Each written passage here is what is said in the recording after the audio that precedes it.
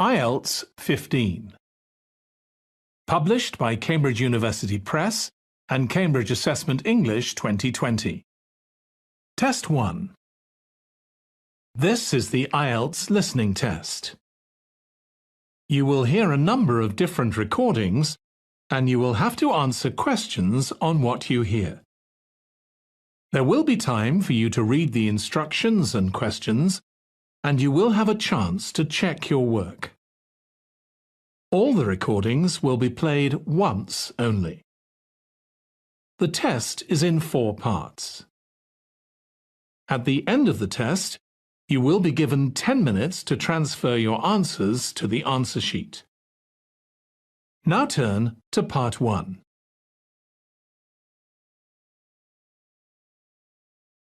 Part 1. You will hear a woman phoning a friend to get information about a job agency. First, you have some time to look at questions 1 to 5.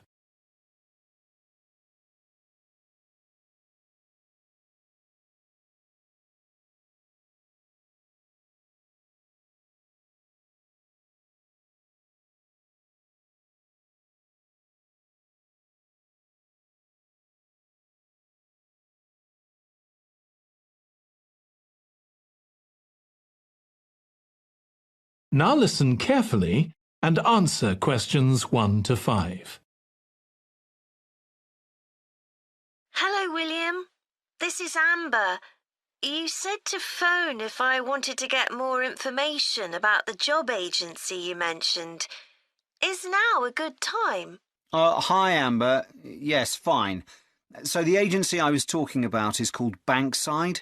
They're based in Docklands. I can tell you the address now. 497 East Side. OK, thanks. So is there anyone in particular I should speak to there? The agent I always deal with is called Becky Jameson. Let me write that down. Becky... Jameson. Jameson.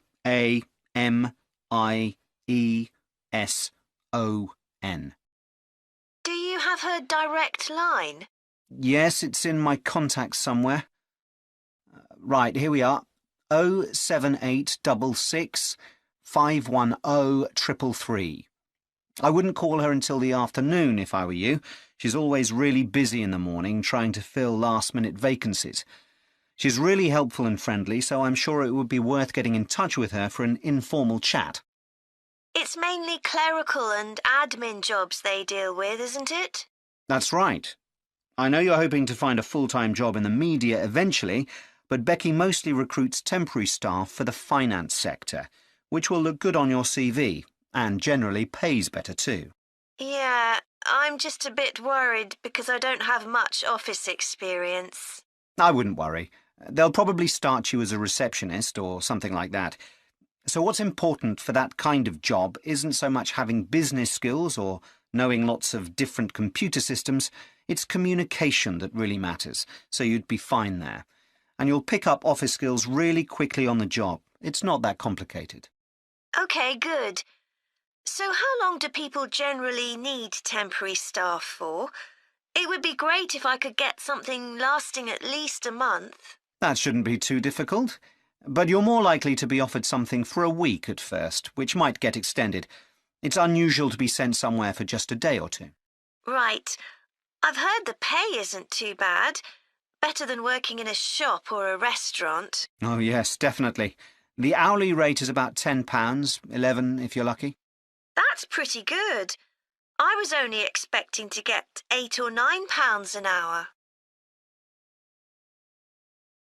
Before you hear the rest of the conversation, you have some time to look at questions 6 to 10.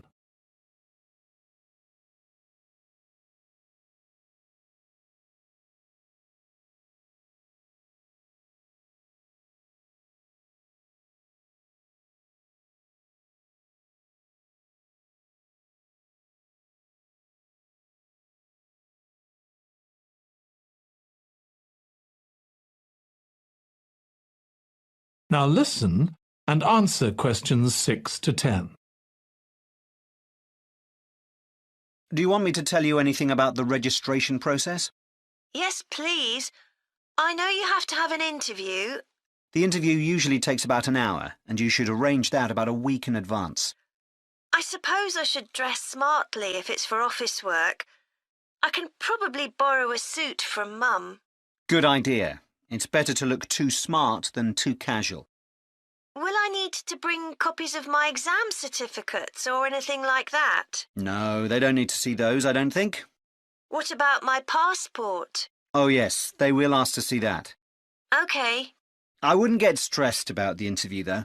It's just a chance for them to build a relationship with you, so they can try and match you to a job which you'll like. So there are questions about personality that they always ask candidates, fairly basic ones, and they probably won't ask anything too difficult, like what your plans are for the future. Hope not. Anyway, there are lots of benefits to using an agency. For example, the interview will be useful because they'll give you feedback on your performance so you can improve next time. And they'll have access to jobs which aren't advertised. Exactly. Most temporary jobs aren't advertised. And I expect finding a temporary job this way takes a lot less time. It's much easier than ringing up individual companies. Yes, indeed. Well, I think I've covered everything. That is the end of part 1. You now have 1 minute to check your answers to part 1.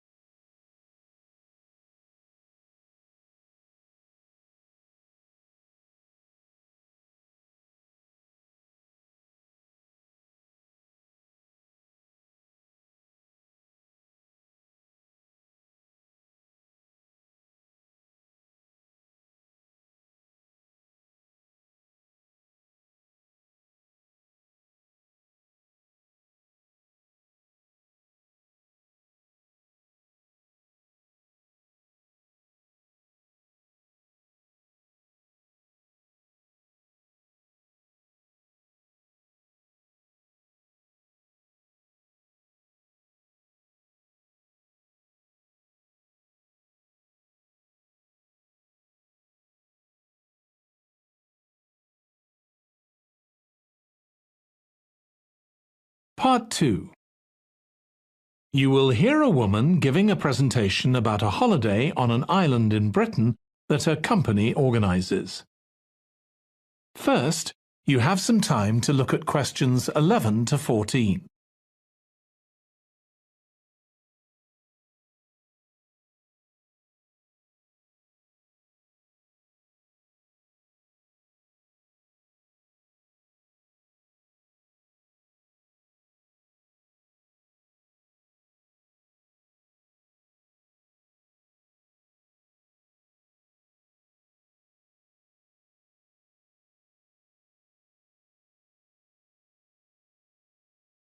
Now listen carefully and answer questions 11 to 14.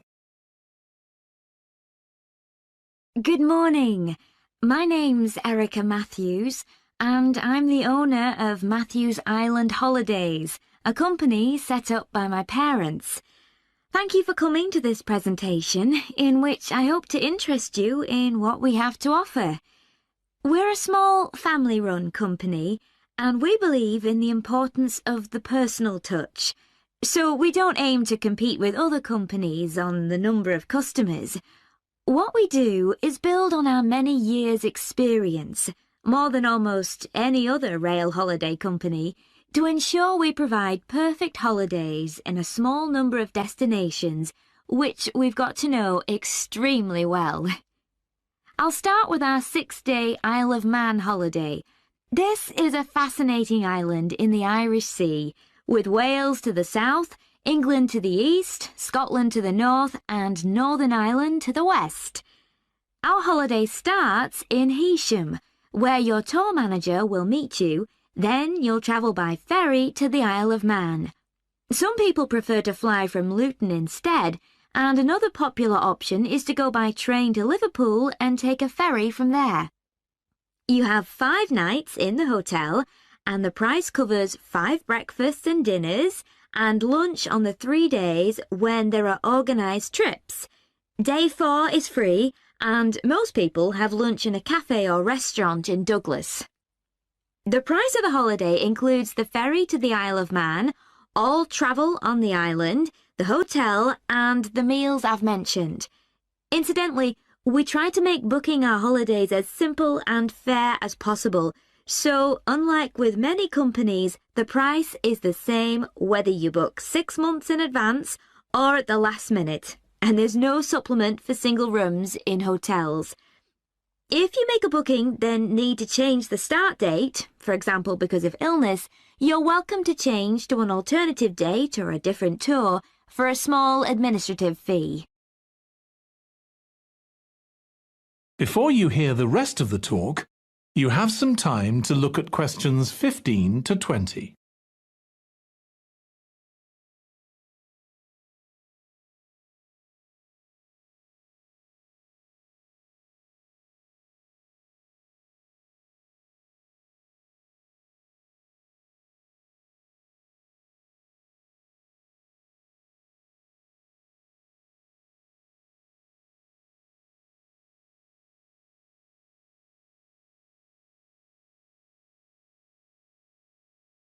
Now listen and answer questions 15 to 20.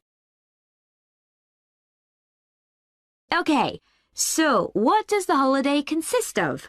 Well, on day 1, you'll arrive in time for a short introduction by your tour manager, followed by dinner in the hotel.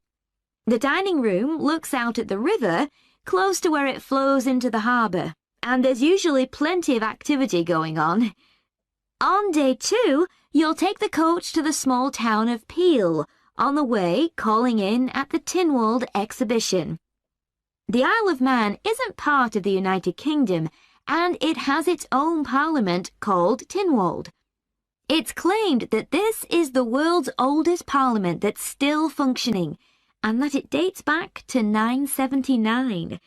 However, the earliest surviving reference to it is from 1422, so perhaps it isn't quite as old as it claims. Day 3, we have a trip to the mountain Snaefell. This begins with a leisurely ride along the promenade in Douglas in a horse-drawn tram. Then you board an electric train which takes you to the fishing village of Laxey. From there, it's an 8-kilometre ride in the Snaefell Mountain Railway to the top. Lunch will be in the cafe, giving you spectacular views of the island. Day 4 is free for you to explore, using the pass which we'll give you. So you won't have to pay for travel on local transport or for entrance to the island's heritage sites. Or you might just want to take it easy in Douglas and perhaps do a little light shopping. The last full day, day 5, is for some people the highlight of the holiday, with a ride on the steam railway from Douglas to Port Erin. After some time to explore, a coach will take you to the headland that overlooks the Calf of Man, a small island just off the coast. From there, you continue to Castletown, which used to be the capital of the Isle of Man and its medieval castle. And on day 6, it's back to the ferry, or the airport if you flew to the island, and time to go home. Now, I'd like to tell you a bit more. That is the end of part 2. You now have 30 seconds to check your answers to part 2.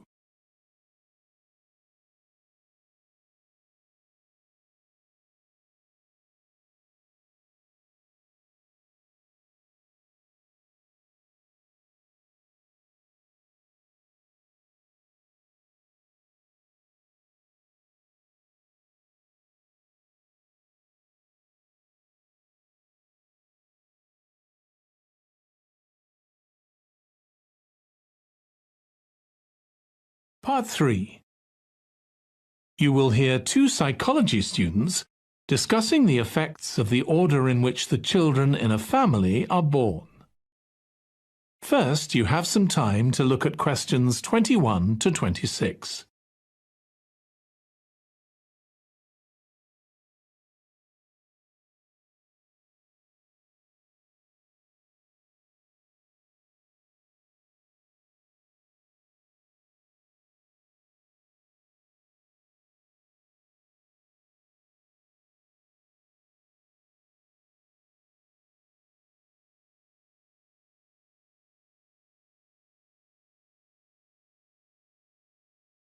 Now listen carefully and answer questions 21 to 26.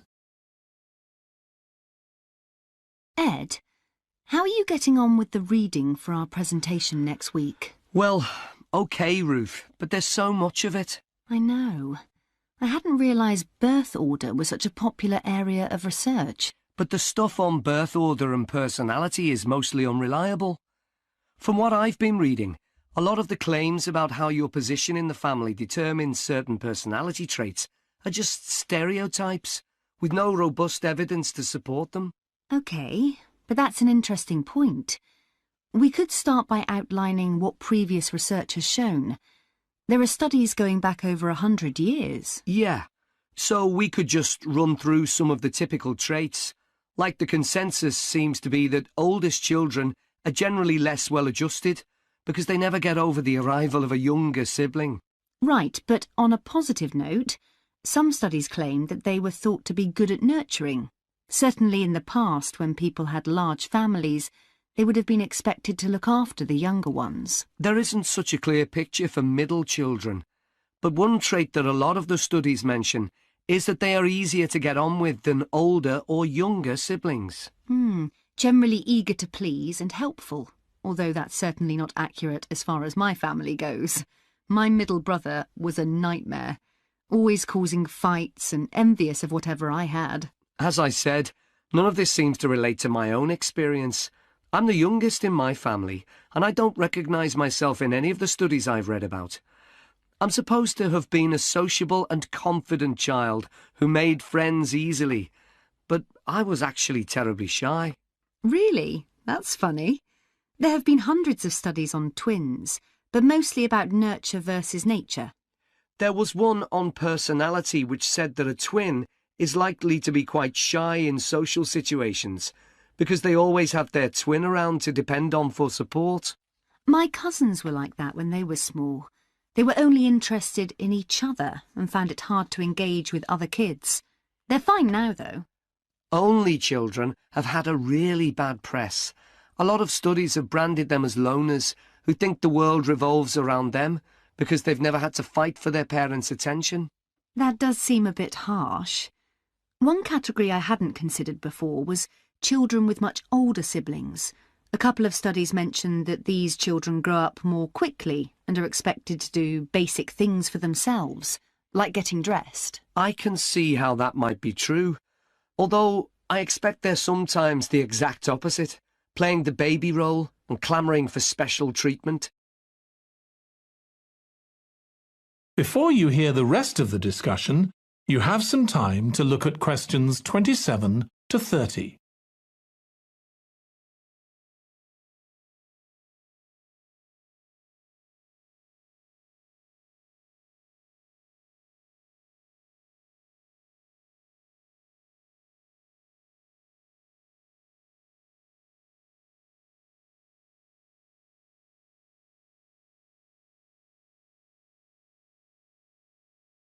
Now listen and answer questions 27 to 30. What was the problem with most of these studies, do you think? I think it was because, in a lot of cases, data was collected from only one sibling per family, who rated him or herself and his or her siblings at the same time. Some of the old research into the relationship between birth order and academic achievement has been proved to be accurate, though. Performances in intelligence tests declined slightly from the eldest child to his or her younger siblings. This has been proved in lots of recent studies. Yes, although what many of them didn't take into consideration was family size. The more siblings there are, the likelier the family is to have a low socio-economic status, which can also account for differences between siblings in academic performance. The oldest boy might be given more opportunities than his younger sisters, for example. Exactly. But the main reason for the marginally higher academic performance of oldest children is quite surprising, I think. It's not only that they benefit intellectually from extra attention at a young age, which is what I would have expected. It's that they benefit from being teachers for their younger siblings by verbalising processes. Right. and this gives them status and confidence, which again contributes in a small way to better performance. So, would you say sibling rivalry has been a useful thing for you? I think so. My younger brother was incredibly annoying, and we fought a lot, but I think this has made me a stronger person. I know how to defend myself. We had some terrible arguments, and I would have died rather than apologise to him. But we had to put up with each other, and most of the time we coexisted amicably enough. Yes, my situation was pretty similar. But I don't think having two older brothers made me any less selfish. I was never prepared to let my brothers use any of my stuff. That's perfectly normal, whereas sometimes... That is the end of part 3. You now have 30 seconds to check your answers to part 3.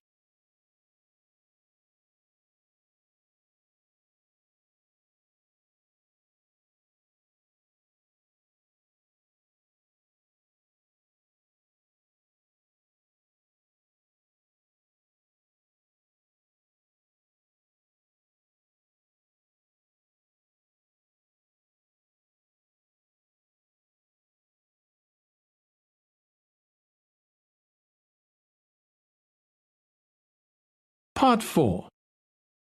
You will hear a student giving a presentation about a type of tree known as the eucalyptus, which is common in Australia. First, you have some time to look at questions 31 to 40.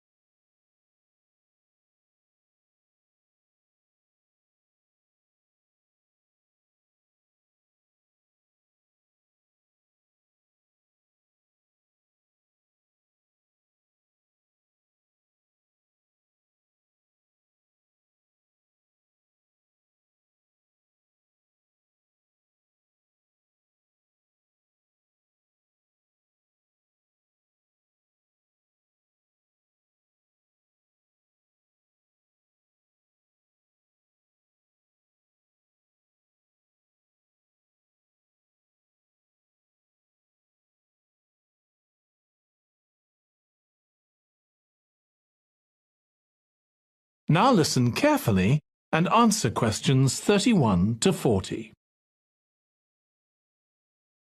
Today, I'm going to talk about the eucalyptus tree. This is a very common tree here in Australia, where it's also sometimes called the gum tree. First, I'm going to talk about why it's important. Then I'm going to describe some problems it faces at present. Right, well, the eucalyptus tree is an important tree for lots of reasons. For example, it gives shelter to creatures like birds and bats, and these and other species also depend on it for food, particularly the nectar from its flowers. So it supports biodiversity. It's useful to us humans too, because we can kill germs with a disinfectant made from oil extracted from eucalyptus leaves.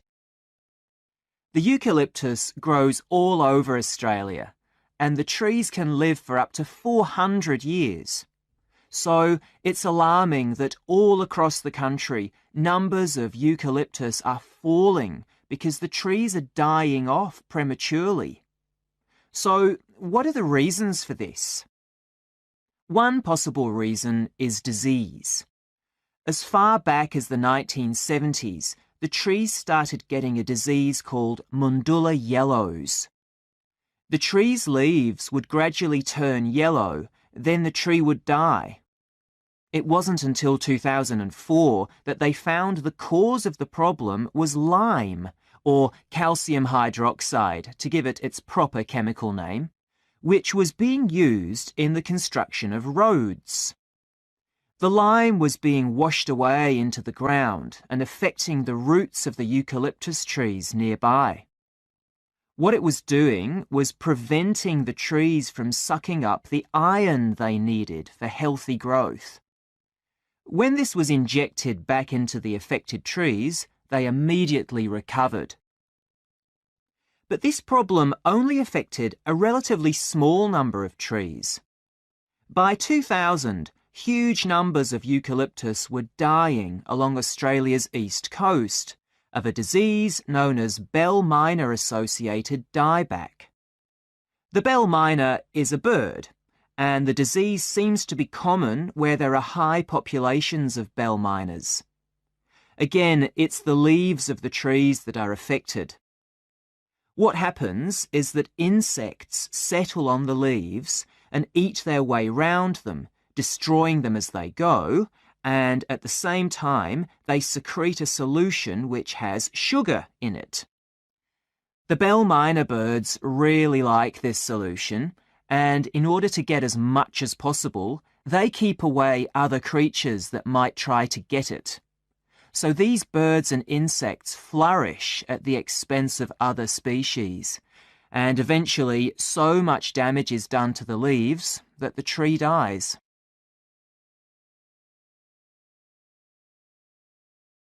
But experts say that trees can start looking sick before any sign of bell miner-associated dieback. So it looks as if the problem might have another explanation. One possibility is that it's to do with the huge bushfires that we have in Australia.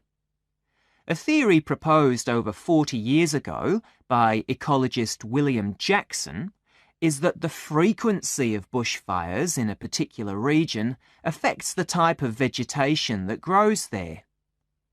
If there are very frequent bushfires in a region, this encourages grass to grow afterwards, while if the bushfires are rather less frequent, this results in the growth of eucalyptus forests. So why is this? Why do fairly frequent bushfires actually support the growth of eucalyptus? Well, one reason is that the fire stops the growth of other species which would consume water needed by eucalyptus trees. And there's another reason. If these other quick-growing species of bushes and plants are allowed to proliferate, they harm the eucalyptus in another way by affecting the composition of the soil and removing nutrients from it. So some bushfires are actually essential for the eucalyptus to survive as long as they are not too frequent. In fact, there's evidence that Australia's Indigenous people practiced regular burning of bushland for thousands of years before the arrival of the Europeans. But since Europeans arrived on the continent, the number of bushfires has been strictly controlled. Now, scientists believe that this reduced frequency of bushfires to low levels has led to what's known as dry rainforest, which seems an odd name as usually we associate tropical rainforest with wet conditions. And what's special about this type of rainforest? Well, unlike tropical rainforest, which is a rich ecosystem, this type of ecosystem is usually a simple one. It has very thick, dense vegetation, but not much variety of species. The vegetation provides lots of shade, so one species that does find it ideal is the bell miner bird, which builds its nests in the undergrowth there. But again, that's not helpful for the eucalyptus tree. That is the end of part 4. You now have 1 minute to check your answers to part 4.